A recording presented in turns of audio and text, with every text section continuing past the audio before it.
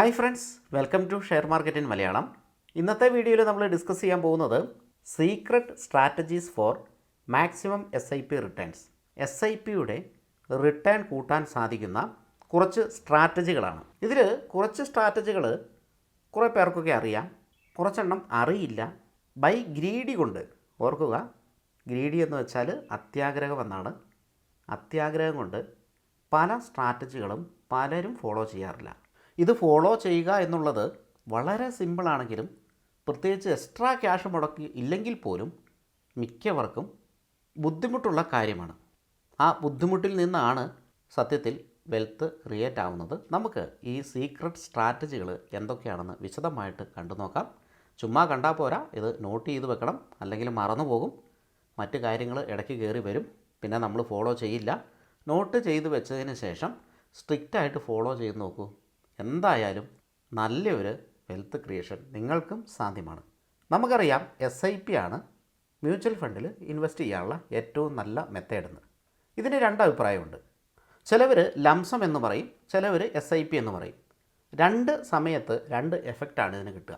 Market ഇടിഞ്ഞിരിക്കുന്ന ഇതുപോലുള്ള സമയങ്ങളിൽ SIPനെ കഴിഞ്ഞ് ബെറ്റർ ലംസമാണ്. എന്നാൽ മാർക്കറ്റ് മുകളിലുള്ള സമയത്ത് SIP ആണ് ബെറ്റർ.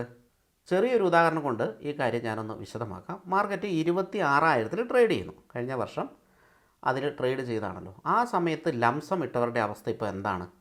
ഞാനടക്കം ഇട്ടിട്ടുണ്ട് കേട്ടോ, ഇല്ലയെന്നല്ല. മാർക്കറ്റ് വീണ്ടും ഫർദർ മുകളിലേക്ക് പോകും എന്ന് കരുതി ഞാനടക്കം ലംസം ഇട്ടിട്ടുണ്ട്. അത് ലോസിലാണ്. ഇനി 26,000 മുകളിലേക്ക് മാർക്കറ്റ് പോകുമ്പോഴേ അതിൽ നമുക്ക് ലാഭം പ്രതീക്ഷിക്കേണ്ടതുള്ളൂ. ഒരുപാട് വർഷത്തേക്ക്, ഇപ്പോൾ 5-10 വർഷം ലക്ഷ്യം വെച്ച് ഇടുന്നവർക്ക് അത് വിഷയമൊന്നുമില്ല. മാർക്കറ്റ് എന്തായാലും അങ്ങനെ മുകളിലേക്ക് പോകും, അപ്പോൾ ലാഭം കിട്ടും. പക്ഷേ നമ്മുടെ റിട്ടേൺ കുറച്ചും കൂടെ കൂട്ടാനായിട്ട് ആ ഇൻവെസ്റ്റ്മെൻറ്റ് കൊണ്ട് സാധിച്ചോ? ഇല്ല. ഇപ്പോൾ അത് നഷ്ടത്തിലാണ് ട്രേഡ് ചെയ്യുന്നത്. നിഫ്റ്റി 50 വരെ ഏകദേശം ഒരു 10-13% നഷ്ടത്തിലാണ് ഹൈയിൽ നിന്ന് ട്രേഡ് ചെയ്യുന്നത്, താഴെയാണ് ട്രേഡ് ചെയ്യുന്നത്.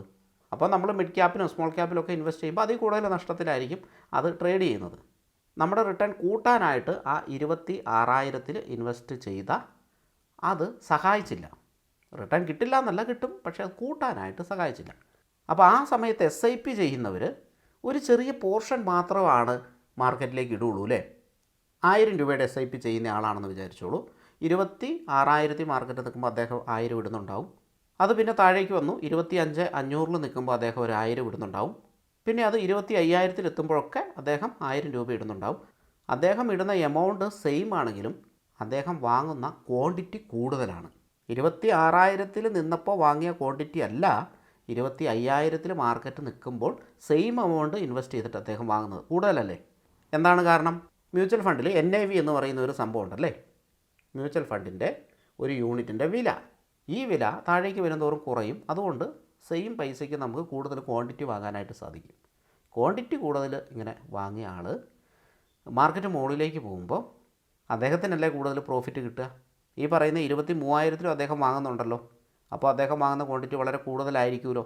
26,000 വാങ്ങിയ ക്വാണ്ടിറ്റി അല്ല അദ്ദേഹം 23,000 വാങ്ങുന്നത്.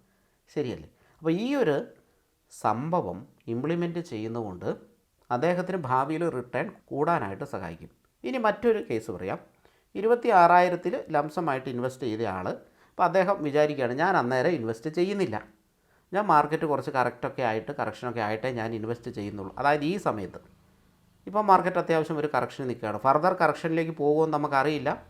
എന്നാൽ ഇതൊരു ഓപ്പർച്യൂണിറ്റിയാണ് അല്ലേ. 10% മാർക്കറ്റ് ഇടിഞ്ഞപ്പോൾ ഇൻവെസ്റ്റ് ചെയ്തത് ഒരു ഓപ്പർച്യൂണിറ്റി തന്നെയായിരുന്നു. 5% മാർക്കറ്റ് ഇടിഞ്ഞപ്പോഴും ഇൻവെസ്റ്റ് ചെയ്ത ഒരു ഓപ്പർച്യൂണിറ്റി ആയിരുന്നു. മാർക്കറ്റ് ഫാസ്റ്റായിട്ട് മുകളിലേക്ക് പോകുന്നത് എപ്പോഴാണ്? ഏറ്റവും മുകളിൽ നിൽക്കുമ്പോഴാണോ, താഴെ നിന്നാണോ? മാർക്കറ്റ് കറക്റ്റ് ചെയ്തിട്ട് അവിടുന്ന് മുകളിലേക്ക് പോകുമ്പോഴല്ലേ ഏറ്റവും കൂടുതൽ ഫാസ്റ്റായിട്ട് മുകളിലേക്ക് പോകുന്നത്. കൊറോണ ക്രാഷ് കണ്ടിട്ടില്ലേ?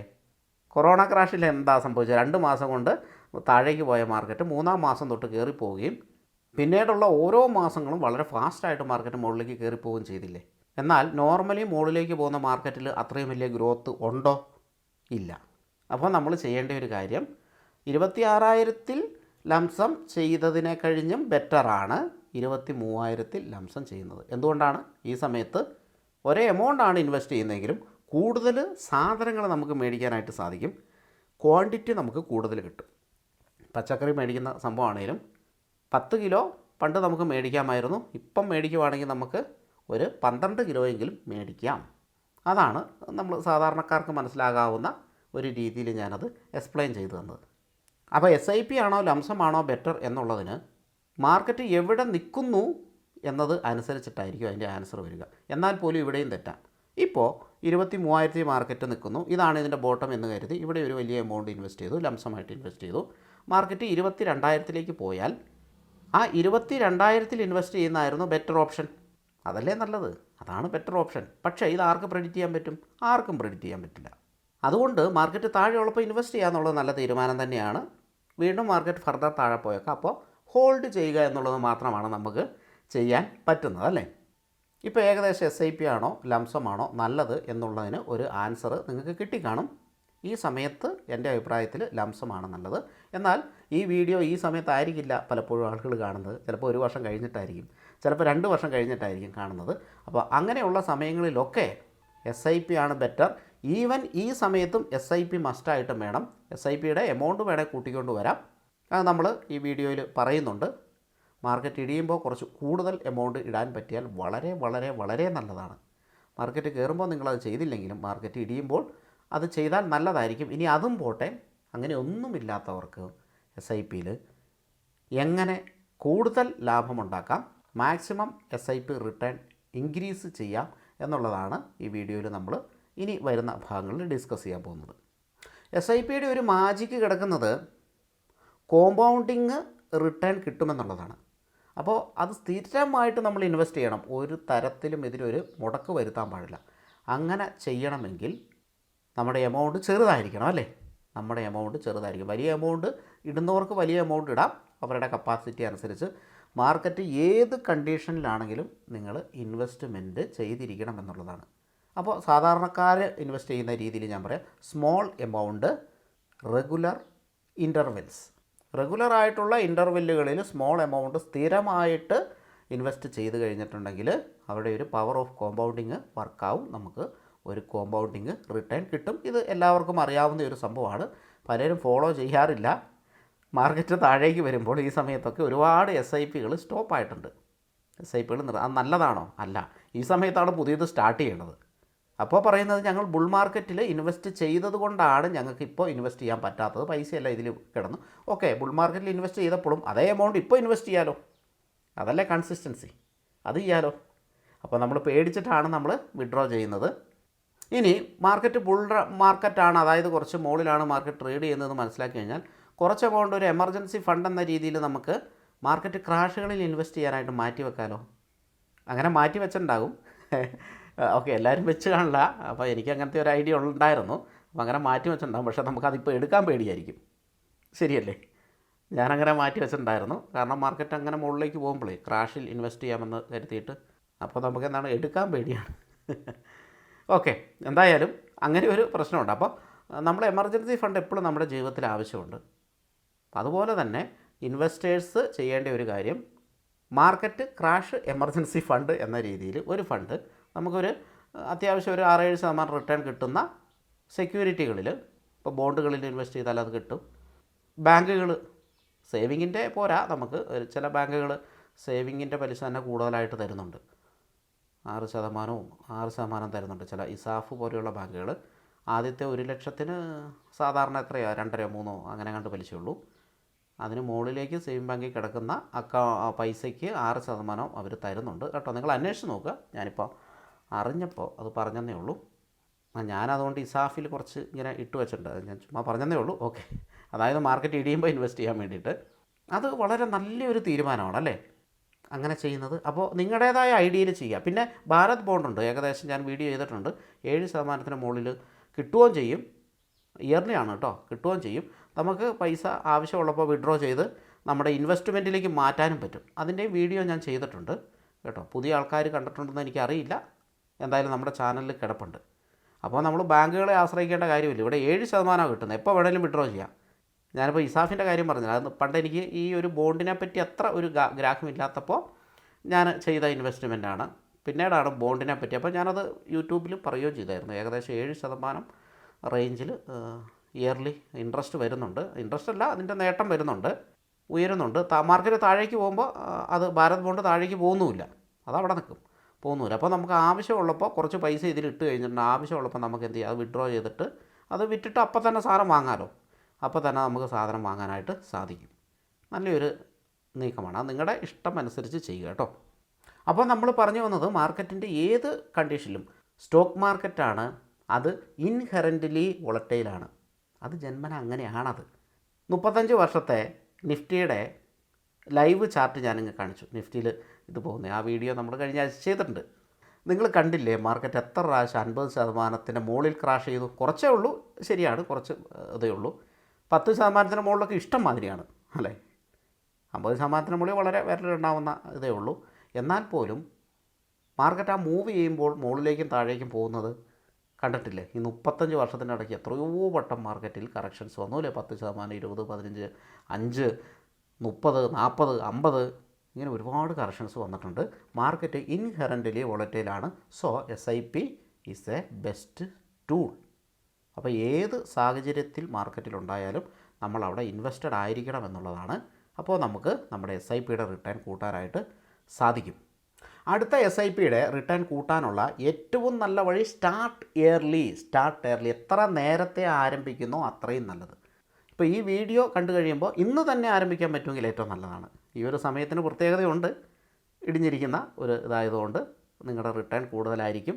അതുപോലെ നിങ്ങൾക്ക് കൂടുതൽ യൂണിറ്റ് കിട്ടാനുള്ള സാധ്യതയും കൂടുതലാണല്ലേ. എന്തായാലും 26,000 നിന്നപ്പോൾ കിട്ടിയ കഴിഞ്ഞും ഒരുപാട് കൂടുതൽ ക്വാണ്ടിറ്റി ഇപ്പോൾ കിട്ടുമല്ലോ.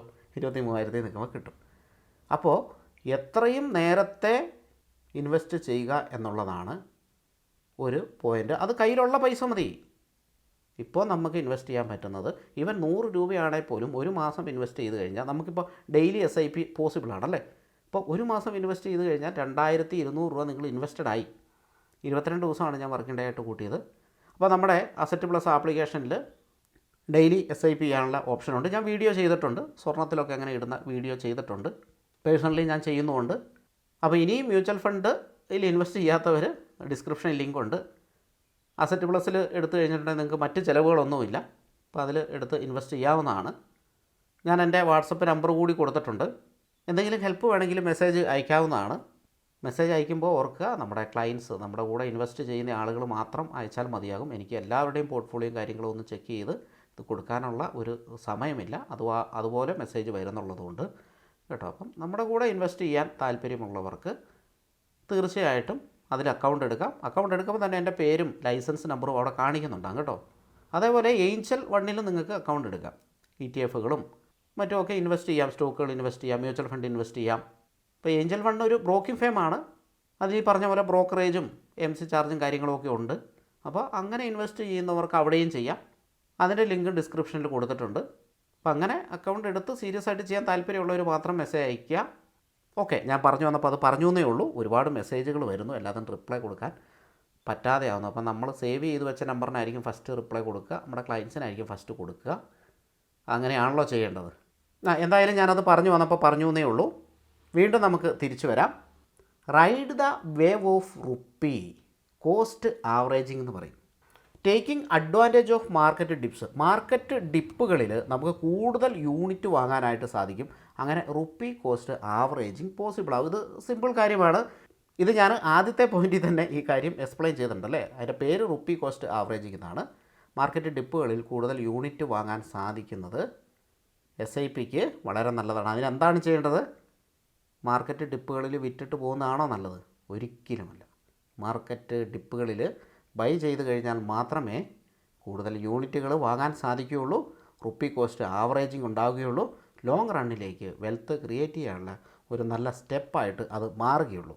അല്ലാതെ മാർക്കറ്റ് ഇടിയുമ്പോൾ വിറ്റ് പോവുകയല്ല ചെയ്യേണ്ടത്. മാർക്കറ്റ് ഇടിയാനായിട്ട് ഒരുപാട് കാരണങ്ങളുണ്ടാവും. മാത്രവുമല്ല, മാർക്കറ്റ് ഇനിയുള്ള മുന്നോട്ടുള്ള കാലത്ത്, ഇതിന് മുമ്പും അങ്ങനെ തന്നെയായിരുന്നു, ഇനി മുന്നോട്ടുള്ള കാലത്ത് മാർക്കറ്റ് ഇടിയുക തന്നെ ചെയ്യും. അതിനുശേഷം മാസീവ് റാലി മാർക്കറ്റിനുണ്ടാവും. അങ്ങനെയേ മാർക്കറ്റിന് നിലനിൽക്കാൻ സാധിക്കുകയുള്ളൂ. ഞാൻ ആദ്യം പറഞ്ഞ പോലെ മാർക്കറ്റ് ഇൻഹെറൻ്റ്ലി വോളറ്റൈലാണ്. അങ്ങനെ ആയാൽ മാത്രമേ വലിയ റിട്ടേൺസ് മാർക്കറ്റിന് തരാനായിട്ട് സാധിക്കുകയുള്ളൂ. വളരെ എളുപ്പത്തിൽ പൈസ കിട്ടുന്ന ഒരു മെത്തേഡ് ആയിരുന്നെങ്കിൽ എത്രയോ പേര് ഇതിലേക്ക് വന്നേനെ അല്ലേ. മാർക്കറ്റിലേക്ക് വരുന്നു, കുറേ പേര് പൈസ നഷ്ടപ്പെടുത്തി, വ്യക്തമായ അറിവോ കാര്യങ്ങളോ ഇല്ലാതെ ചെയ്യുന്നു, പൈസ നഷ്ടപ്പെടുത്തി തിരിച്ചു പോകുന്നു. മാർക്കറ്റ് അങ്ങനെയാണ്.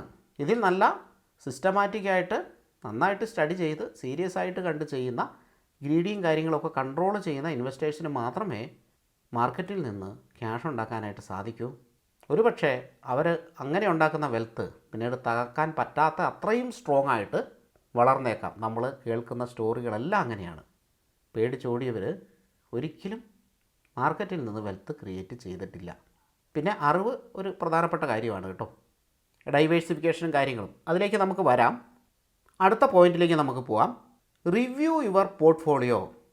നമ്മുടെ പോർട്ട്ഫോളിയോ നമ്മൾ ഇടയ്ക്കിടയ്ക്ക് റിവ്യൂ ചെയ്ത് എല്ലാ ദിവസവും പോയിട്ട് എടുത്തിട്ട് റിവ്യൂ ചെയ്യണം എന്നല്ല പറഞ്ഞത്. ഇടയ്ക്കിടയ്ക്ക് നമ്മൾ നമ്മുടെ പോർട്ട്ഫോളിയോകൾ റിവ്യൂ ചെയ്തുകൊണ്ടിരിക്കണം. ഹ്യൂമൻ ബീങ് ആണ്, തെറ്റുകൾ പറ്റി മാത്രമേ മുന്നോട്ട് പോകാൻ സാധിക്കുകയുള്ളൂ. അപ്പോൾ ആ തെറ്റ് തിരുത്തി മുന്നോട്ട് പോകണമെങ്കിൽ എന്ത് ചെയ്യണം? ഇടയ്ക്ക് പോർട്ട്ഫോളിയോ റിവ്യൂ ചെയ്യണം. Adjust your SIP amounts. നമ്മുടെ SIP എമൗണ്ട്സ് കാലാകാലങ്ങളിൽ അഡ്ജസ്റ്റ് ചെയ്യണം അല്ലേ? And switch to different funds as needed. പ്രധാനപ്പെട്ട 3 പോയിൻറ്റുകൾ. പോർട്ട്ഫോളിയോ ചെക്ക് ചെയ്യണം, SIP എമൗണ്ടുകൾ നമ്മൾ അഡ്ജസ്റ്റ് ചെയ്യണം. മാർക്കറ്റ് താന്നിരിക്കുമ്പോൾ ശകലം കൂട്ടുന്നതുകൊണ്ട് തെറ്റില്ല. ചില മ്യൂച്വൽ ഫണ്ടുകൾ സ്റ്റോപ്പ് ചെയ്തുകൊണ്ട് തെറ്റില്ല. ചില മ്യൂച്വൽ ഫണ്ടുകളിൽ നിന്ന് മറ്റ് മ്യൂച്വൽ ഫണ്ടുകളിലേക്ക് സ്വിച്ച് ചെയ്യുന്നതുകൊണ്ട് തെറ്റില്ല. എക്സാമ്പിൾസ് ഒരുപാടുണ്ട്. ഇപ്പോൾ ഡിഫൻസ്, കഴിഞ്ഞ വർഷം മൂവ് ചെയ്തിട്ടുള്ള സെക്ടറുകൾ ഡിഫൻസ്, റെയിൽവേ, ഷിപ്പിംഗ്, അതിന് മുമ്പ് മൂവ് ചെയ്തിട്ടുള്ള സെക്ടറുകൾ ഇൻഫ്രാസ്ട്രക്ചർ, ഈ കഴിഞ്ഞ കുറേ മാസങ്ങളായിട്ട് മൂവ് ചെയ്തിട്ടുള്ള സെക്ടർ IT. അപ്പോൾ ഇങ്ങനെ ഓരോ സെക്ടറുകൾ മൂവ് ചെയ്യുന്നുണ്ട്. ഇപ്പോൾ കഴിഞ്ഞ വർഷം മൂവ് ചെയ്ത PSU സെക്ടർ ഇപ്പോൾ തകർന്നടിഞ്ഞ് താഴെ പോയി അല്ലേ?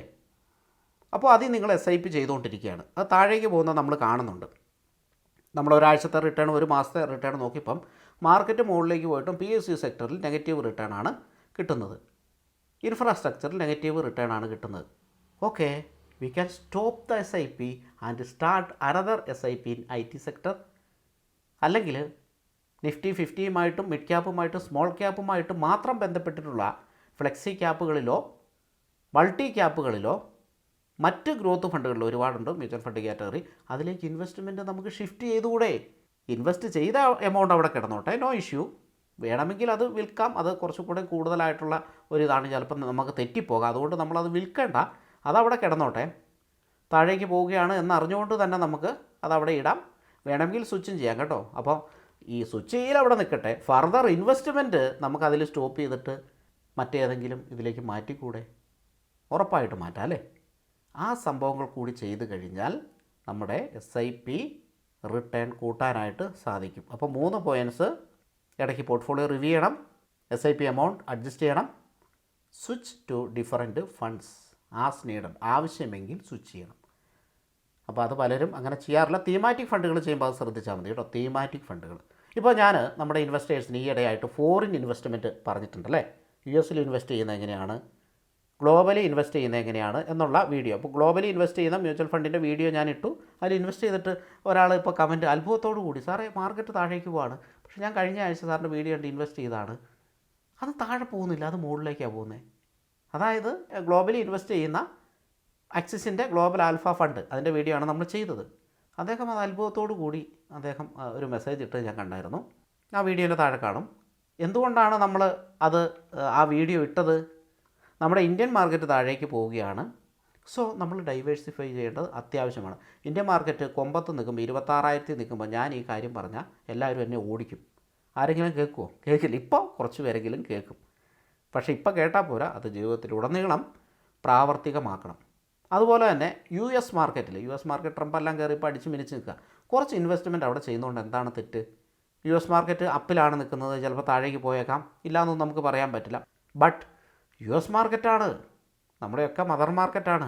നമ്മുടെ എല്ലാ കസ്റ്റമേഴ്സിനും, നമ്മുടെ കൂടെ ഇൻവെസ്റ്റ് ചെയ്യുന്ന എല്ലാ കസ്റ്റമേഴ്സിനും ഞാൻ ആ മെസ്സേജ് അയച്ചിട്ടുണ്ടായിരുന്നു, വാട്സപ്പിൽ കൂടെ അയച്ചിട്ടുണ്ടായിരുന്നു. US ഓപ്പർച്യൂണിറ്റീസ് ഫണ്ട് അതും പോസിറ്റീവിലാണ് നിൽക്കുന്നത് അല്ലേ. ട്രംപിന് മുമ്പായിരുന്നു ഇൻവെസ്റ്റ് ചെയ്തിരുന്നെങ്കിൽ കൂടുതൽ നന്നായിരുന്നേനെ. ഇനിയിപ്പോൾ കുറേ വർഷത്തേക്ക് നോക്കുമ്പോൾ ഇപ്പം അടുത്ത വർഷം അല്ലെ അതിൻ്റെ അടുത്ത വർഷമൊക്കെ മാർക്കറ്റ് താഴേക്ക് പോകാൻ സാധ്യതയുണ്ടോ? US മാർക്കറ്റ് സാധ്യത കുറവാണല്ലേ. അപ്പോൾ അങ്ങനെ നമ്മൾ ഡൈവേഴ്സിഫൈ ചെയ്യണം. പിന്നെ അത് കഴിഞ്ഞിട്ട് ഗോൾഡിൻ്റെ, അത് കഴിഞ്ഞ ഇടയ്ക്ക് വീഡിയോ ചെയ്താണ് ഗോൾഡിലുള്ള investment.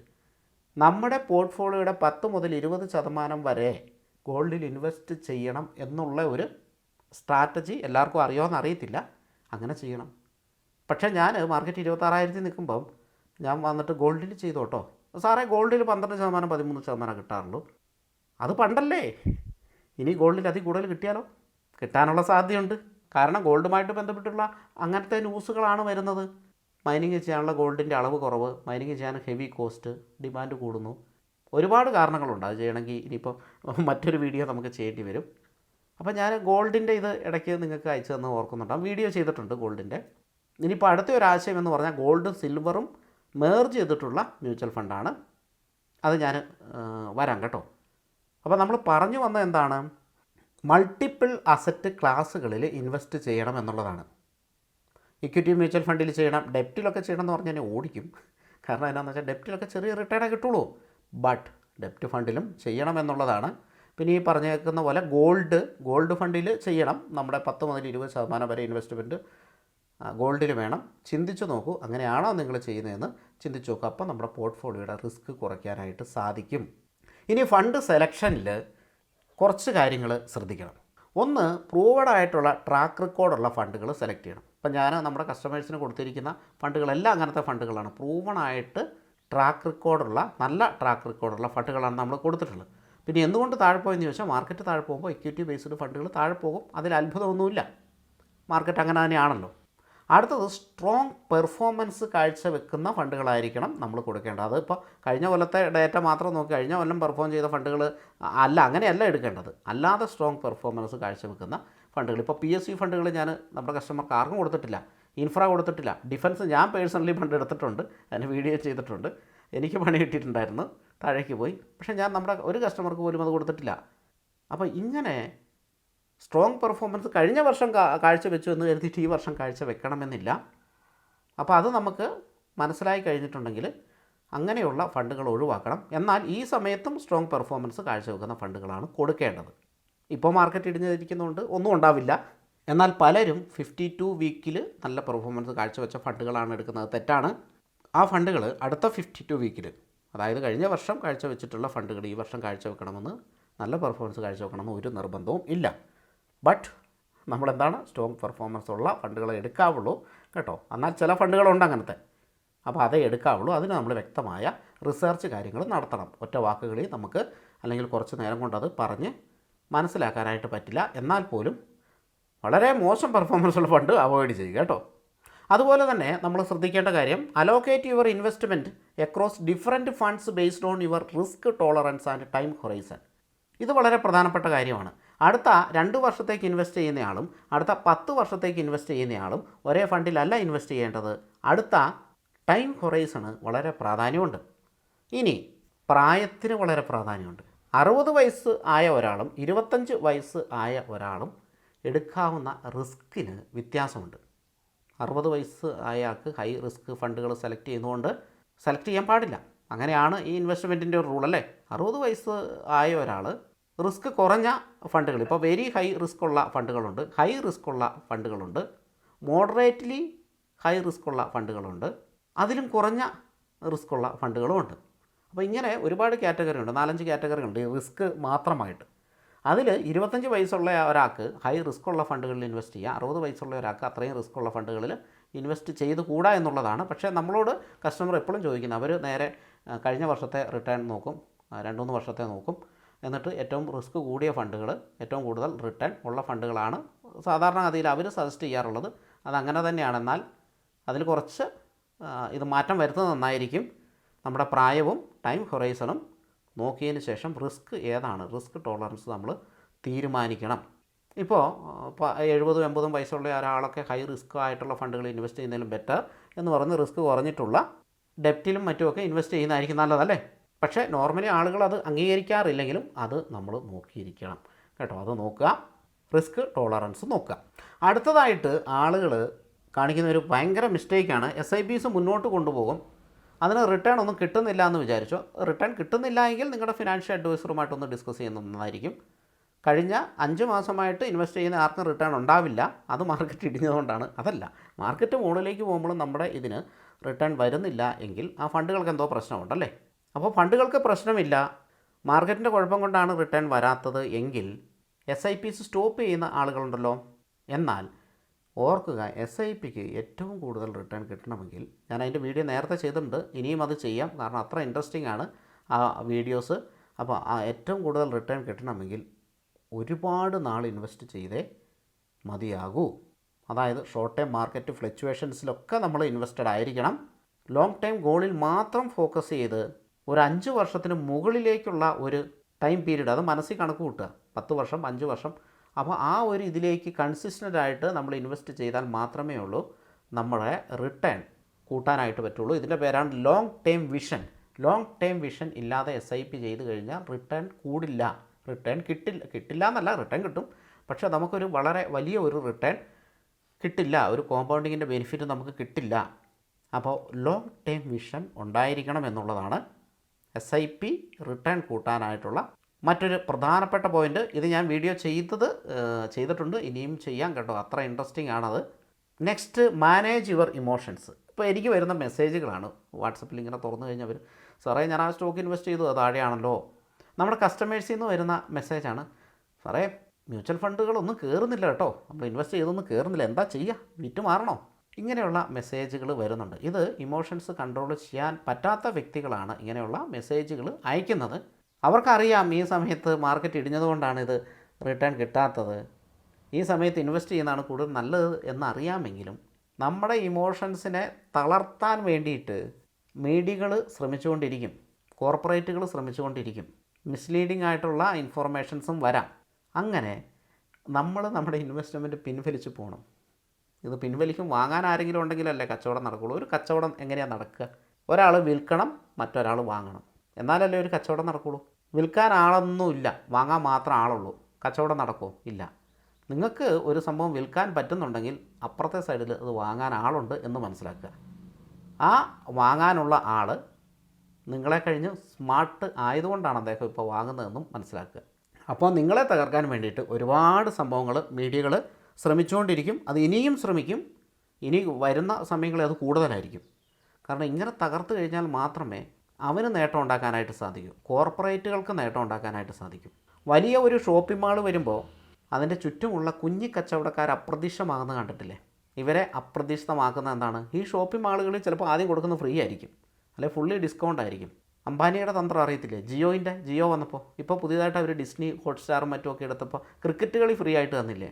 Jio SIM recharge ചെയ്യുന്നവർക്കെല്ലാം cricket കളി ഫ്രീ ആണ് അല്ലേ? ഇപ്പോഴല്ല, ഇപ്പം മാറ്റിയെന്ന് തോന്നുന്നു, ആദ്യം അത് ഫ്രീ ആയിരുന്നു. അങ്ങനെ വലിയ ഒരു ഷോപ്പിംഗ് മാൾ വരുമ്പോൾ അതിന് ചുറ്റുമുള്ള ചെറുകിട കച്ചവടക്കാരെല്ലാം അപ്രതീക്ഷിതമാകുന്ന പോലെ തന്നെയാണ് ഈ സ്റ്റോക്ക് മാർക്കറ്റിന് സംഭവിക്കുന്നത്. അത് ഇമോഷൻസ് കൺട്രോൾ ചെയ്യാൻ പറ്റാത്തതുകൊണ്ടാണ്. നോർമലി ഒരു സാധാരണക്കാരൻ്റെ ഇമോഷൻസ് എങ്ങനെ ഇളക്കി വിടണമെന്ന് കോർപ്പറേറ്റുകൾക്ക് നന്നായിട്ട് അറിയാം. So avoid panic selling or impulsive buying during market up swings or down turns. പ്രധാനപ്പെട്ട പോയിൻ്റാണ്. മാർക്കറ്റ് മുകളിലേക്ക് കയറുമ്പോഴത്തേനും എല്ലാവരും പൈസ കൊണ്ട് ഓടി വന്നിട്ട് മാർക്കറ്റ് മുകളിലേക്ക് കയറുകയാണ്, എല്ലാ പൈസ കൊണ്ട് അവിടെ ഇടും. അത് ചിലപ്പോൾ ഇടുന്ന മാർക്കറ്റ് 26,000 നിൽക്കുമ്പോഴായിരിക്കും അല്ലേ? ആയിരിക്കും. അങ്ങനെയല്ല ചെയ്യേണ്ടത്. മാർക്കറ്റ് അപ്പ് സൈഡോ ഓർ ഡൗൺ സൈഡോ, ഏത് സൈഡോ ആയിട്ട് panic selling or impulsive buying ഒഴിവാക്കുക. സിസ്റ്റമാറ്റിക് SIP ആയിട്ട് മുന്നോട്ട് പോവുക. എൻ്റെ കുറച്ച് ട്രിക്കുകൾ അവിടെ ഉണ്ട്, അത് ഞാൻ നേരത്തെ വീഡിയോ ചെയ്തിട്ട് ഇനി അത് ചെയ്യാം. ഇപ്പോൾ അത് നോക്കേണ്ട കാര്യമില്ല. ഇപ്പോൾ നിങ്ങൾ കൺസിസ്റ്റൻ്റ്ലി SIPയിൽ കോൺസെൻട്രേറ്റ് ചെയ്ത് മുന്നോട്ട് പോവുക കേട്ടോ. പാനിക് സെല്ലിംഗ്, ഇമ്പൾസീവ് ബൈയിങ് ഒഴിവാക്കുക എന്നുള്ളതാണ്. നിങ്ങളെല്ലാവരും ചെയ്യുന്നതല്ല, നിങ്ങൾക്ക് അറിയാം ഇത് എങ്ങനെയാണെന്നുള്ള. മാർക്കറ്റ് നല്ല രീതിയിൽ ഇപ്പോൾ കയറി അങ്ങ് പോവാണ്. മാർക്കറ്റ് ഒരു 25,000 26,000 എത്തട്ടെ, അല്ലെങ്കിൽ 26,000 ബ്രേക്ക് ചെയ്ത് മാർക്കറ്റ് മുകളിലേക്ക് പോട്ടെ, അപ്പോഴാണ് ആളുകൾ ബൈ ചെയ്യാനായിട്ട് വരുന്നത്. മോർഗൻ സ്റ്റാൻലി ഈ കഴിഞ്ഞ ദിവസം ന്യൂസിൽ വന്നാണ്, ഈ വർഷം അവസാനത്തോടു കൂടി ഇന്ത്യൻ മാർക്കറ്റ് 26,000 ക്രോസ് ചെയ്യുമെന്നുള്ളത്. നമുക്കറിയാം ഇന്ത്യൻ മാർക്കറ്റിൻ്റെ ഹൈ എന്ന് പറയുന്നത് 26,000 26,300 അല്ലേ? അതെപ്പോഴാണ് ക്രോസ് ചെയ്യുന്നത്? ഈ വർഷം അവസാനത്തോടു കൂടി. അങ്ങനെയാണ് അവർ പറഞ്ഞിരിക്കുന്ന ഒരു റിപ്പോർട്ട്. അപ്പോൾ മാർക്കറ്റ് ബുള്ളിഷായിട്ട് ഇൻവെസ്റ്റ് ചെയ്യാമെന്ന് കരുതിയിരിക്കുന്നവർ മാർക്കറ്റ് ബുള്ളിഷൊക്കെയായി 26,300 ബ്രേക്ക് ചെയ്ത് ബ്രേക്ക് ഔട്ടെല്ലാം കിട്ടിയതിന് ശേഷം ഇൻവെസ്റ്റ് ചെയ്യുന്നു. മാർക്കറ്റ് അവിടെ നിന്ന് ഒരു കറക്ഷൻ, ഒരു 5-10% ഒരു കറക്ഷനിലേക്ക് പോയി കഴിഞ്ഞാൽ അവരുടെ തീരുമാനം തെറ്റായില്ലേ? അപ്പോൾ അങ്ങനെയൊന്നും ചെയ്യാതെ എല്ലാ സമയത്തും ഒരേപോലെ ഇൻവെസ്റ്റ് ചെയ്യാനായിട്ട് ശ്രമിക്കുക. അങ്ങനെ ചെയ്യുന്നവർക്കാണ് റിട്ടേൺ കൂടുതൽ കിട്ടുക കേട്ടോ. പിന്നെ അത്യാവശ്യം ഇടിഞ്ഞിരിക്കും, ഇതേപോലെയൊക്കെ ഇടിവിൽ കുറച്ച് പൈസ എക്സ്ട്രാ ഇടുന്നതുകൊണ്ട് ഒരു തെറ്റുമില്ല. അതൊരിക്കലും മാർക്കറ്റിൻ്റെ ഹൈയിൽ പോയി ഇടാതിരിക്കുക.